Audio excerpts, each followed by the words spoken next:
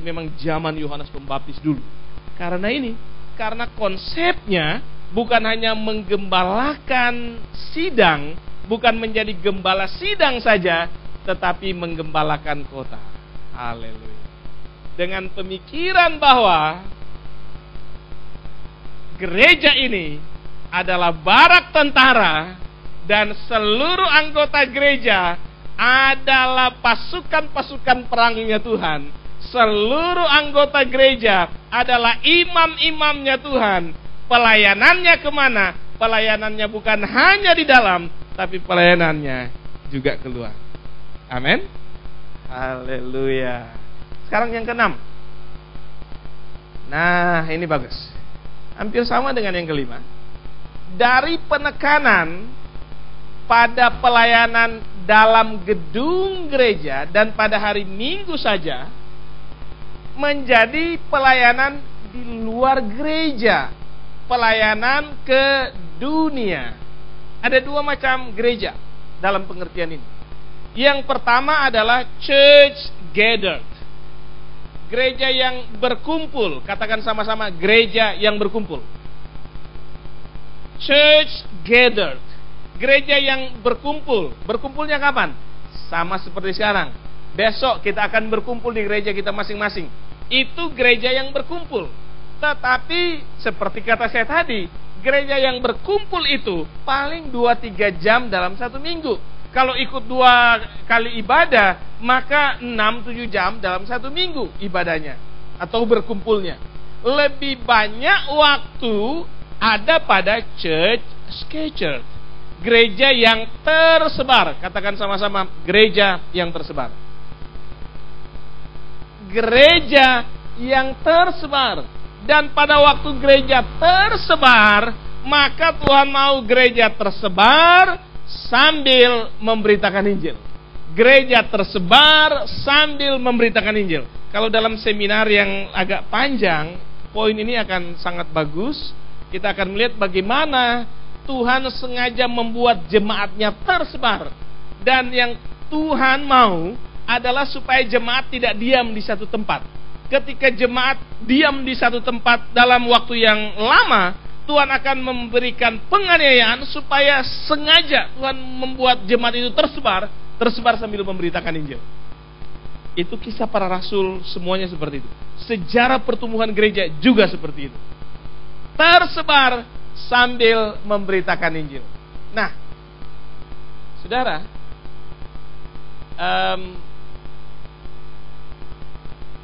mujizat pertama terjadi di mana? Di Kana. Lagi apa itu? Lagi KKR. Pesta pernikahan. Apa beda KKR dan pesta pernikahan? Kalau KKR suasananya rohani atau duniawi? Rohani tentu saja. Pesta pernikahan suasananya rohani atau duniawi? Kalau di mana di Jawa Barat itu pasti lagunya dangdut. Dan kalau sudah dangdut pasti orang apa? Itu udah. Nah, kalau sudah ada lagu seperti itu di timur juga, Manado lebih ini lagi, pasti ada cap tikus, betul?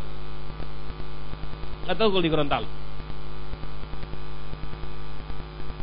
Tetapi mujizat pertama terjadi di situ. Mujizat pertama terjadi di tempat yang tidak akan didatangi oleh gembala sidang. Oh iya. Kalau gembala sidang ada di situ, mau taruh di mana mukanya? Betul nggak? Dan biasanya kalau pesta perkawinan gitu, itu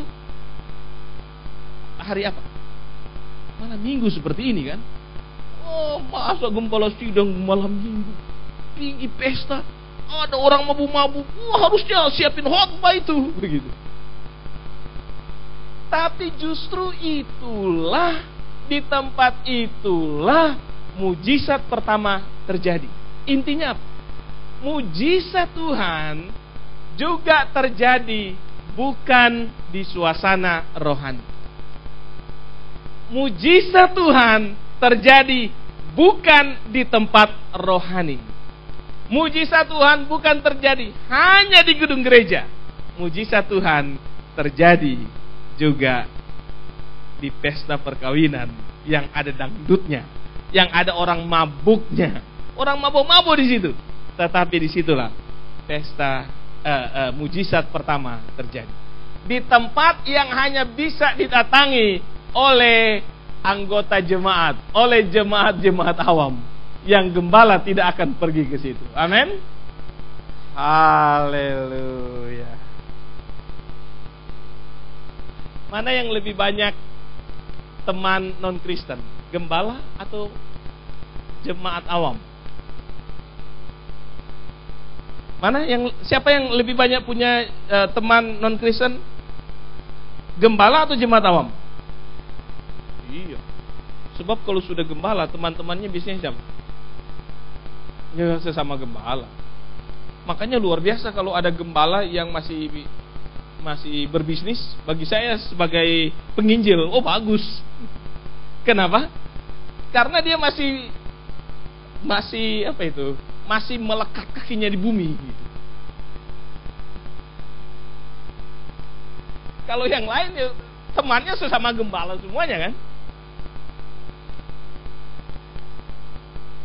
Kerajaan Tuhan akan diperlebar, pertumbuhan gereja akan terjadi kalau kita masih tetap melayani orang-orang non-Kristen, orang-orang yang belum kenal Tuhan.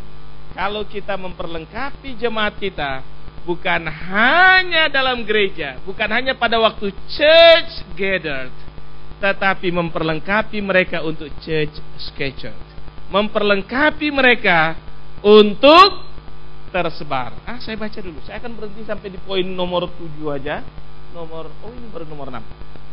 Tapi kita lihat Kisah Rasul 1. Kisah 1 ayat 8. Kisah 1 ayat 8 bilang bagaimana?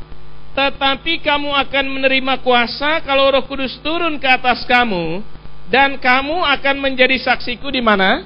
Yerusalem dan di seluruh Yudea dan Samaria dan sampai ke ujung bumi. Tuhan kasih perintah kepada murid-muridnya, rasul-rasulnya, kamu bukan hanya akan menjadi saksiku di Yerusalem dan Yudea saja.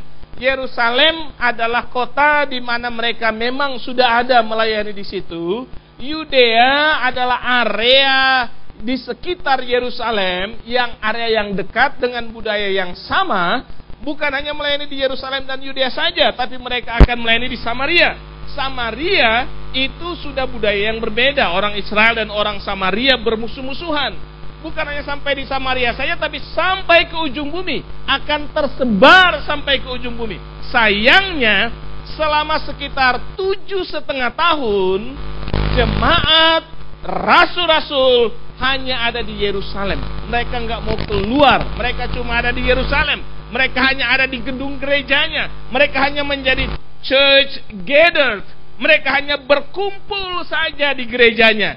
Dan karena mereka hanya berkumpul saja, Tuhan kirim kepada mereka Kisah 8 ayat 1. Apa itu Kisah 8 ayat 1?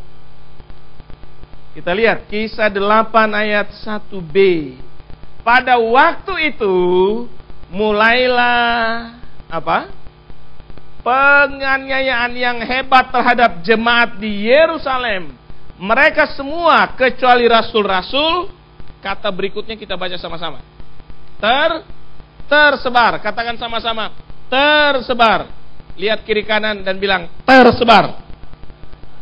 Mereka semua kecuali rasul-rasul tersebar ke seluruh daerah Yudea dan Samaria.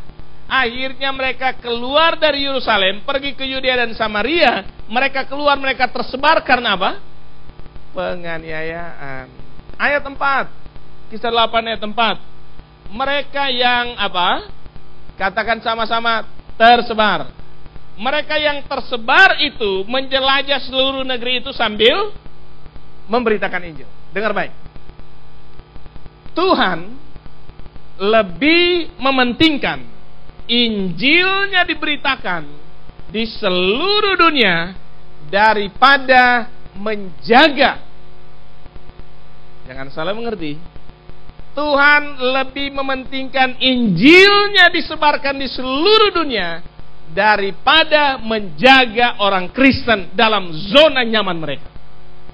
Ketika orang Kristen ada di zona nyaman, di comfort zone mereka, dan terputar-putar di situ terus, Tuhan kirimkan penganiayaan untuk membuat mereka tersebar.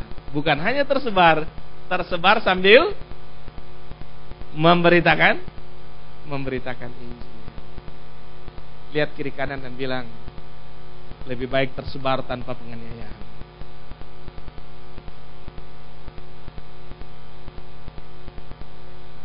Tersebarnya kapan? Tersebarnya itu hari Senin sampai hari Sabtu. Karena kita tinggal di Samaria, kita tinggal di ujung bumi. Kalau dulu secara geografis murid-murid di Yerusalem perlu tersebar secara harafiah. Kita sudah tersebar secara harafiah, sudah tersebar. Fungsinya yang belum. Tersebar sambil memberitakan Injil. Haleluya. Perlu tersebar sambil memberitakan Injil. Kalau enggak, maka akan terjadi penganiayaan. Nah, untuk tersebar sambil memberitakan Injil, jemaatnya perlu diperlengkapi untuk bisa melayani. Dulu saya pikir bahwa penganiayaan itu nanti kalau FPI datang, kemudian tutup gereja. Ternyata kadang-kadang enggak juga. Waktu tahun 98 ketika kerusuhan di Ambon, saya dan waktu itu Pak Terry juga itu, kami sama-sama masih tinggal di Makassar. Saya pimpinan satu badan misi untuk pelayanan di seluruh Indonesia. Saya pergi ke Ambon, bawa bantuan. Itu sengaja sewa kapal Pelni, bawa beberapa ton bantuan lah untuk ke Ambon. Kami tim satu-satunya yang bisa masuk ke masjid Al-Fatah atau apa itu, masjid di Ambon. Itu sebelum Idul Adha saya tahu. Baru clash pertama, baru konflik pertama. Setelah kami bawa bantuan, langsung konflik kedua dan udah lebih parah. Banyak gereja dibakar. Tetapi beberapa tahun kemudian ketika saya datang lagi di Ambon, sengaja naik ojek untuk lihat keliling-keliling, dan si ojek ini orang Buton rupanya, sambil ngeles, sambil memelas, dia bilang, "Pak, itu dulu nggak ada gereja di situ, Pak. Tapi sekarang sudah ada gereja. Itu dulu gerejanya kecil. Sekarang ketika dibangun lagi lebih besar, Pak. Ini masjid dari dulu begitu-begitu aja. Waktu dibakar, sekarang dibangun lagi sama besarnya, Pak." Dan saya tahu, iya benar ya. Dulu saya lihat ini gereja terbakar, dan sekarang kok lebih besar. Sekarang lebih banyak gereja. Kadang-kadang penganiayaan seperti itu membawa berkat. Amin. Jadi ternyata ada penganiayaan yang lain yang gak enak buat gembala sidang.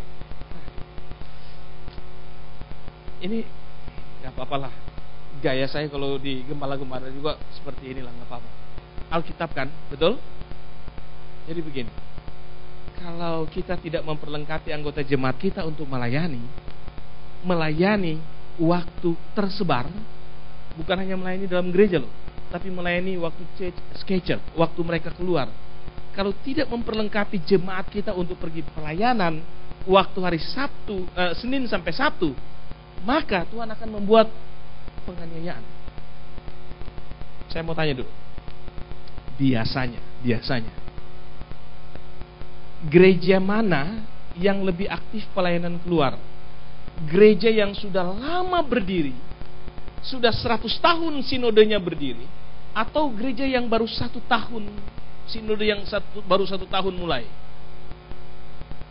Gereja mana yang lebih aktif pelayanan keluar? Gereja yang lama atau gereja yang baru?